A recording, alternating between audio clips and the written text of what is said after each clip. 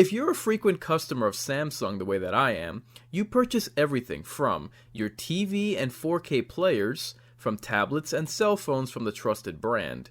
If you're already using Jabra headsets as your preferred audio tech provider, like I plan to very soon, then you know they provide a whole host of listening electronics ranging from workout earbuds, Bluetooth music headsets, and office hearing devices. If you use the link in the description for either Samsung or Jabra purchases, it'll help the channel out tremendously. With the promotional considerations accounted for, it's on with the show.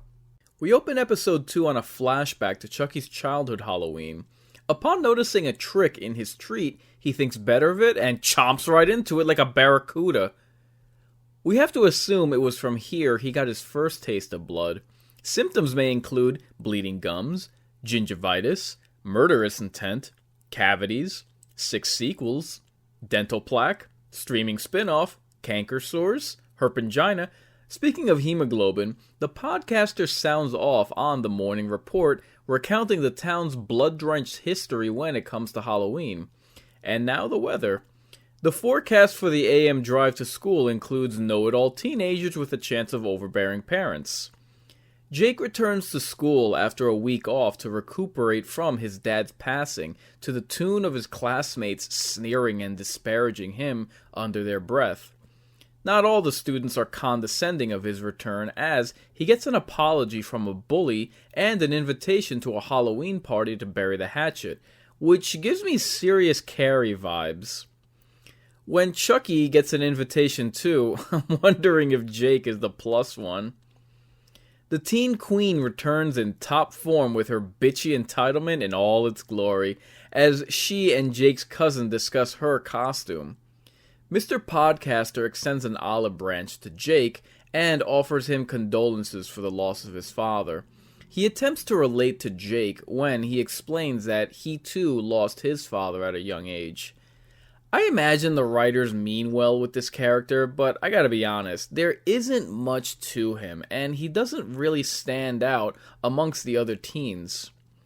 Back at home, I don't know if it was that, after 7 days, Chucky was just itching for a kill, or if he sought to seek his vengeance against the housekeeper for the heinous crime of spritzing his plastic face to wipe blood off his cheek, but the nanny's days were certainly numbered. Look, this isn't Windex, but it's just as good. It's the store brand. Just use it. No, I no can clean. Shh. Noticing the knife drawer open, she thinks nothing of it and slides out the dishwasher with the cutlery suspiciously pointed upwards. And oh good heavens, one of the wholesomely lethal blades has a smudge on it. Well, a nice spit shine ought to clear that right out. Right as rain. But she overdoes it on the cleanser and instead donates her own DNA. What a goose! But whatever gets the job done, eh? Why, you can even see your own reflection in it. If there's one thing that's clear, it's that there's lingering strain between the teenage relatives that they haven't reconciled or bonded during the tragedy. The tension between the cousins is so thick you could cut it with a knife. But that's what the nanny's for. The cops predictably expect foul play, not just because this makes the second death within a week that's occurred within Jake's vicinity, but because the nanny left a mess in the kitchen before she checked out. That's not the way you leave a job, not in the home service industry. I mean, what would Martha Stewart say? F*** Martha Stewart! Martha Stewart can kiss my shiny plastic butt! Jake walks in on Chucky reading what looked like a storybook, which made for a hilarious scene considering, as a follow-up to the brutal homicide, he's casually catching up on his reading. Anyway, it's actually Jake's journal, which Chucky proceeds to mock him over Jake's abiding adoration for the podcaster. Chucky attempts to mend fences with his new friend by referencing, for the first time in 3 movies and over a decade, his queer son, the seed of Chucky.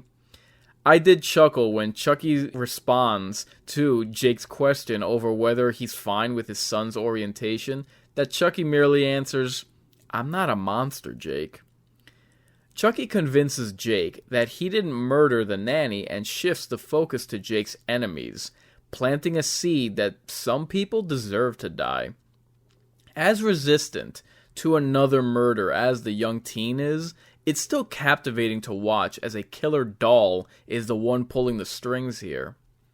The cousin overhears his parents discuss their concern over the boys and if either of them are responsible for the death.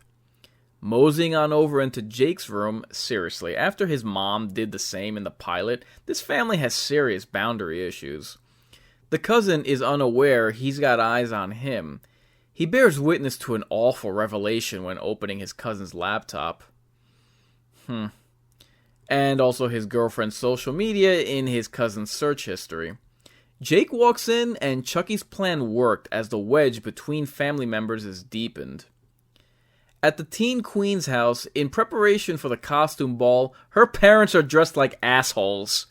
They immediately prove themselves as such as Big Sister is now obligated to take her younger sibling trick-or-treating.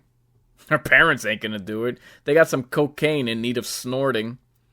It just so happens that the podcaster's mother is one of the cops investigating the murders and subtly warns her son of Jake.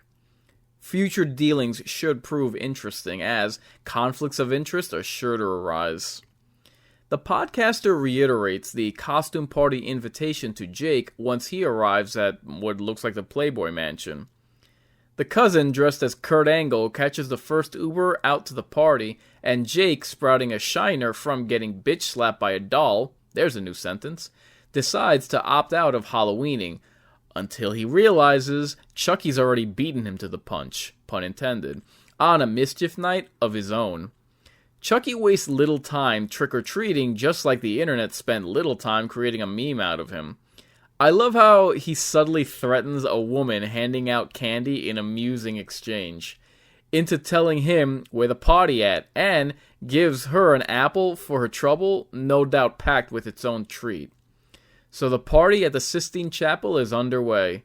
The cousin tracks down his girlfriend, who's started early on the party favors.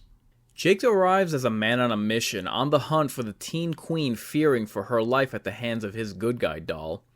Leave it to stupid juvenile antics to ensue, as the bully hosting the party traps Jake and his high school crush in 7 Minutes in Hell. Chucky attempts to persuade the teen queen's sister, a young girl on the spectrum, during a bout of violent video games, which is the perfect scenario you'd expect to see Chucky in. The cousin misses the mark, arousing his girlfriend as much as Chucky misses his mark with his kitchen knife, so I guess they're both missing the point. When Jake and the podcaster finally track down the teen queen, the twist is worse than what I imagined. In what I initially mistook as Chucky marionetting the teen queen by measure of using her hair in a voodoo spell, instead proves more callous, as she impersonates the death scene of Jake's father. This disgraceful mockery wasn't just of Jake's dad, but also of her boyfriend's uncle. Even though she's unwittingly signed her own death warrant, Chucky would see to it that it's Jake's name inked in blood on that contract, considering the bodies that have been piling up around him. Imagine what a 180 flip you would do if the person you were so valiantly trying to rescue ridiculed you in such heinous and public fashion.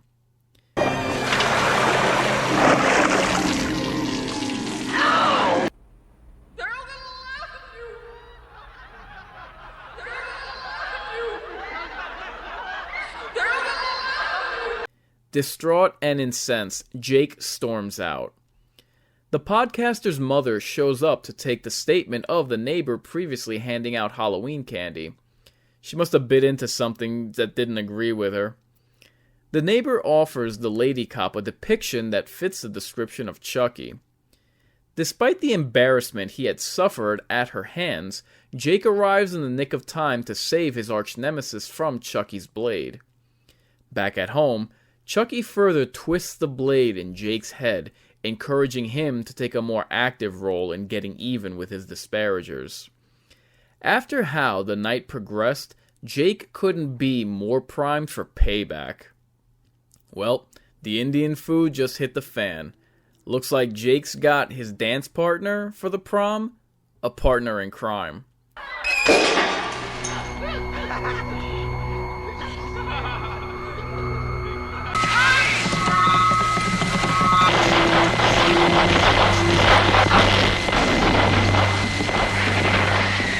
This sophomore episode did much to move the plot along, and it is genuinely intriguing seeing how a puppet master at Child's Play is coming along. I'd like to further highlight how this series is handling itself with its new characters, and we haven't even gotten to its returning cast.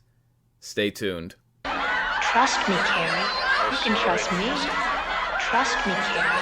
You can trust me.